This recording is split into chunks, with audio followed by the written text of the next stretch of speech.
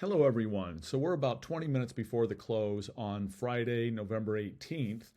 And I thought I would just go ahead and do our weekend review right now while the markets are still open. And I know that my pricing is accurate because, of course, sometimes that goes away after the close of the market. Excuse me. So let's just take a look at our three SPX trades and then our one SPY trade. And then I've got a couple extra things I can share with you. So our November 18th trade, so this is the one that has been in trouble. We're rolling it out to try to save it. We ended up turning it from a butterfly into a calendar, into an iron condor. When we did that on last night, Thursday, because it had an AM expiration in it, we essentially turned this thing into an iron condor that's going to expire on Monday. At the time we made these rolls last night, this position was down about $2,300, $2,400, somewhere in that range. So it has decayed a fair amount today. This does expire on Monday. So on Monday, it's going to decay very, very rapidly. And hopefully we will be within this window here on Monday. Now, if you are in this trade and you do consider the risk to be more than what you're looking to have on at this point, feel free to adjust accordingly. You can go ahead and, bring in some wings if you'd like, things along those lines to help take some of the risk out of this trade. Of course, that's going to also decrease what you might be able to pull out of this trade. As far as recouping some of this, it's going to drop your theta a little bit. So, but if that makes you more comfortable going into the weekend, obviously, treat it accordingly. I'm going to leave it alone just like this until Monday. And, we'll see if what I did makes sense or not at that time. So the December 16th trade. So we did just adjust this just a few minutes ago. If we ignore our trades for today, it had looked like this with a fair amount of negative delta to it. So because our last trade that expires December 30th also has negative delta, I didn't necessarily want both of these carrying negative delta. Also, as previously noted in our price chart, our market is actually holding up pretty darn well after this monster run. I mean, that's, just shy of 300 points. Actually, if you come down to here, it's a full, 300 points in 5 days. So that's a huge S&P move. Anyhow, this trade is holding up, the market is holding up. The volatility has dropped out of the market considerably, which also tells me that the fear is leaving. So people think, particularly after the Fed's announcement, that we might be a little bit out of the woods as far as a hard landing recession goes.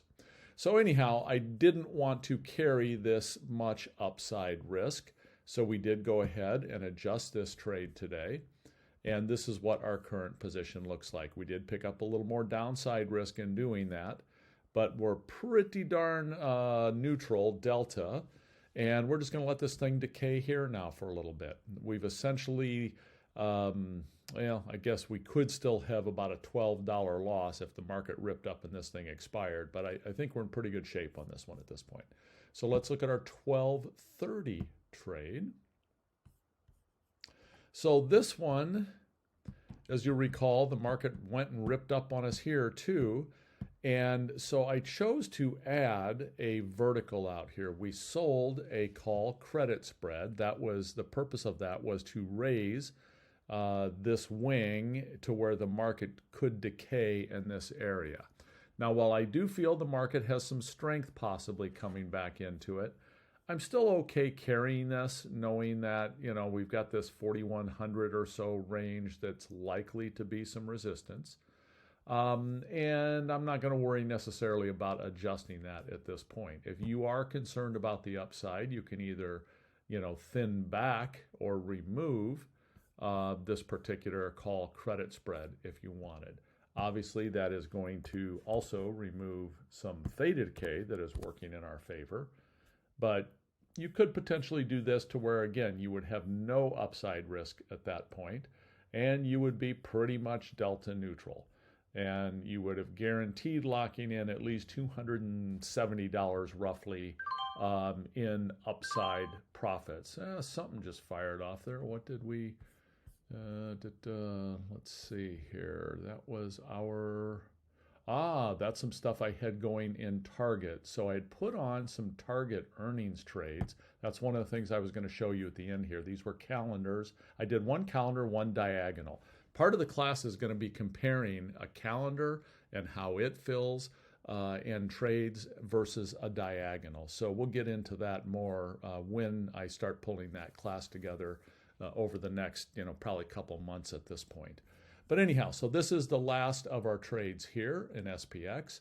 We have our SPY trade out there, this bear trap, which we did roll up this right wing on.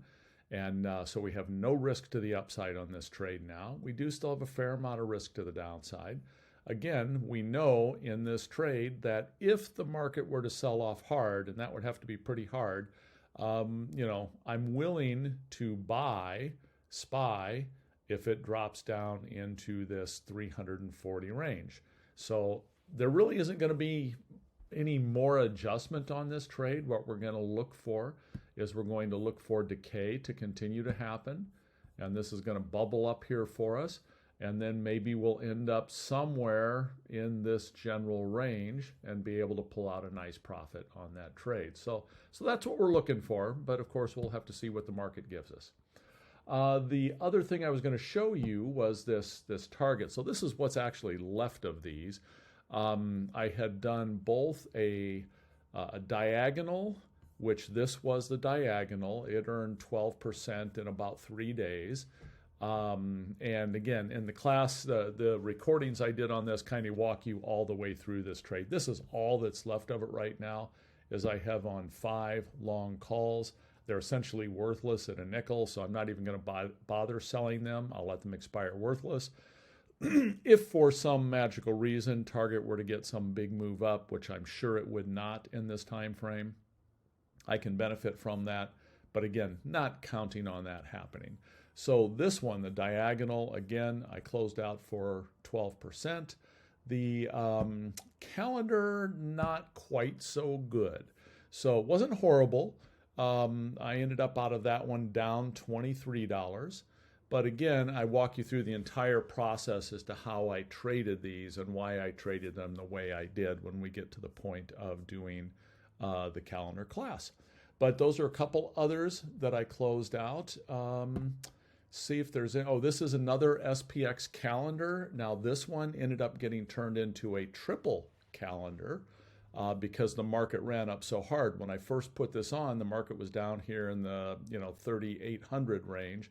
Of course, it ripped all the way up into the low 4,000s.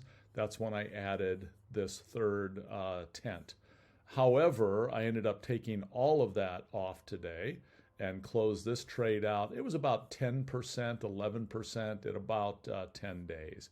So I know right now it's showing 7-8%, but again, I took most of this off earlier today.